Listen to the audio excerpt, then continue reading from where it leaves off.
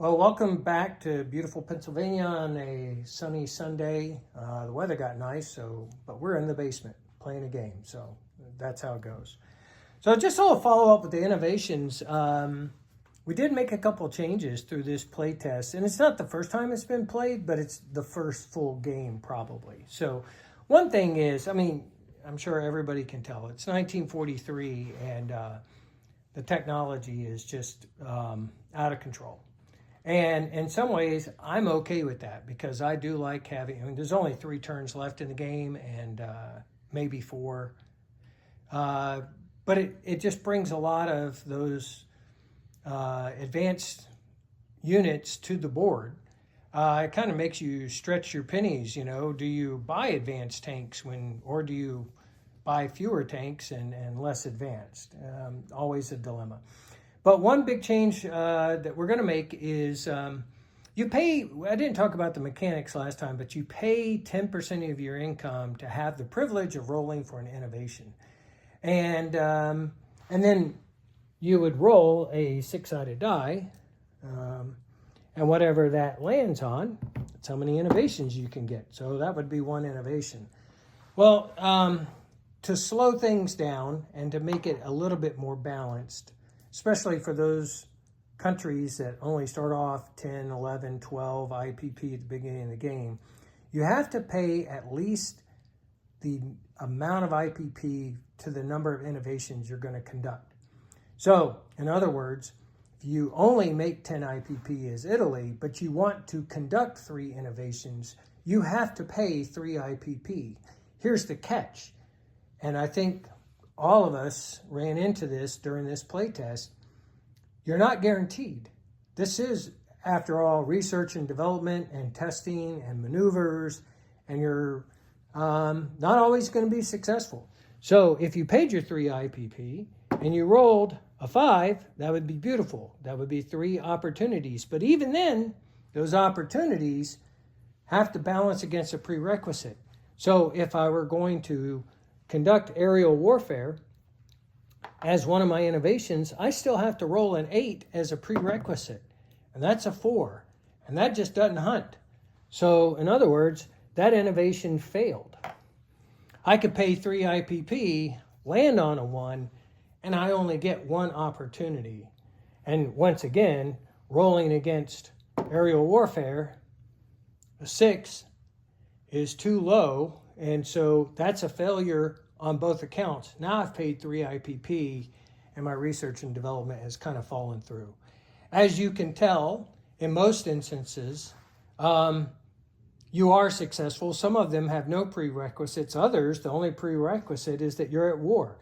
And if you didn't notice this, some of the nations have an advantage towards a certain innovation, and they're not required to meet that prerequisite at least for level 1. So Italy doesn't have to meet the requirement for aerial warfare, at least at level 1, because Italy was very determined with aircraft in World War II. They just weren't very successful with it, but they were very determined. So we give the little nod to history on that. Anyways, just for those of you who are probably interested, I'm playing my crappy game as always, and the Axis is doing a fairly good job of losing. We already had, in 1943, we already have the Allies sitting in Normandy. We already have the Americans did a preemptive landing on Japan. They're going to pay for that. They're going to lose the units, but nonetheless.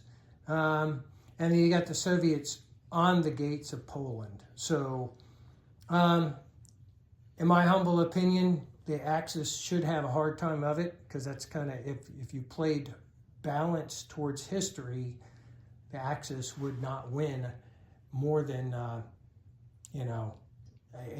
less than 50% of the time, because they just don't have the resources in reality. But anyways, wanted to get some feedback from my fellow players on innovations or just the game in general. You got anything to say, Tim? Yeah. So with the innovations, you may not need to upgrade your factories as much, especially like the U.S. If you look at the U.S. right now, there's only 4 technologies I need to finish 3 of them are stage 3 and one's at stage 2. After that, I have 6 factories I'm rolling for right now, but I'm only going to roll for 4 a turn because everything else has been completed between innovations or getting some bonus stuff. You upgraded 2 factories, and Yeah.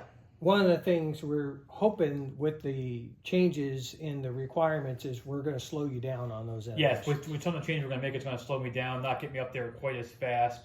But like Bob said, just because you have jet fighters and heavy artillery and heavy armor and all that fun stuff, doesn't mean you have the money to buy it. So while it makes it fun, so while there are jets on the board for the Germans, there's a heavy strategic bomber in London for the Americans, there's heavy stuff all over the place, there's T-34s, there's heavy armor for the Russians.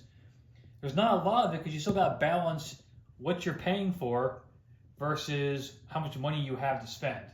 And everybody's heavies work out. And as Bob will tell you, he got his first 3 jets of the game got shot down and died.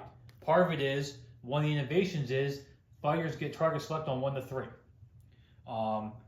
So that helps out too in the game. So it adds more fun, who doesn't like more technology? So we are playing the simplified version of the rules, and so Tim has played a number of 4.1. I don't think you've played a 4.2, have you? Not yet. So we have a lot of respect for 4.1 and 4.2. They have been masterfully done and updated. But we've dialed some of the things back for simplified, again, as a stair step, kind of an entry-level version of Global 36. Tim, any impressions? Do you think it impacted the game positively or negatively in any way? Either way. Not really. I mean, the only thing is, the French player likes to put their aircraft on map to save them. They're and simplified French aircraft on map when they fall are still going to be rolled for to see which way they go to. So the fighters and the medium bomber stayed in Paris or France. I put him in the wrong spot, and he went around them, so they didn't get to fight, which stunk. And I mean, the biggest change for me is not putting ships in the port as much because not getting that ghost militia. That's one of the things we eliminated was the ghost militia for ships in port. And again, it's not a criticism on the rule. It's just one more thing, and we just felt that there was an easy reduction, maybe because it was an early or more recent addition. For those who weren't familiar with version 2, version 3, it was definitely new in version 4. So yeah, just a way to get some new people into the game to not. I mean, there's a lot of rules, and you guys know that as you play it, you start out real basic. And then you increase and add more stuff as you play more because there's just so much. There's so many different rules you just have to remember. Okay. Anything else to add, Doc? Nope. Just that, as was mentioned, it's very complicated and complex. This is the 3rd time I've played, and only the other 2 times was only partially through the game, and so and I haven't spent a lot of time. You can go on YouTube and watch people play, but I don't have that obsessiveness, so I haven't done that. So really, the other players pretty much had to keep teaching me what to do. I also don't have the experience of being in different strategic situations, so haven't had lessons learned from those. So a lot of times, my allied compatriot was really giving me a lot of good direction, but it was almost more like I was watching it being played than playing myself. Well, the Axis were trying to give you good advice too, but for some reason you didn't trust it as much. Yeah, so you can see he's got a rather large task force sitting here off Poland.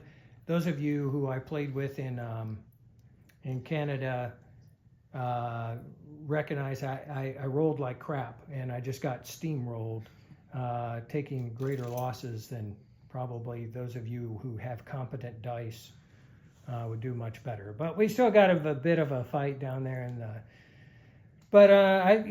we'll see how this goes. I just wanted to give you one last update. My hat's off again to the developers and where you've taken us so far, and look for innovations to hit the shelves whenever Doug can get around to it. That's all from us. Thanks.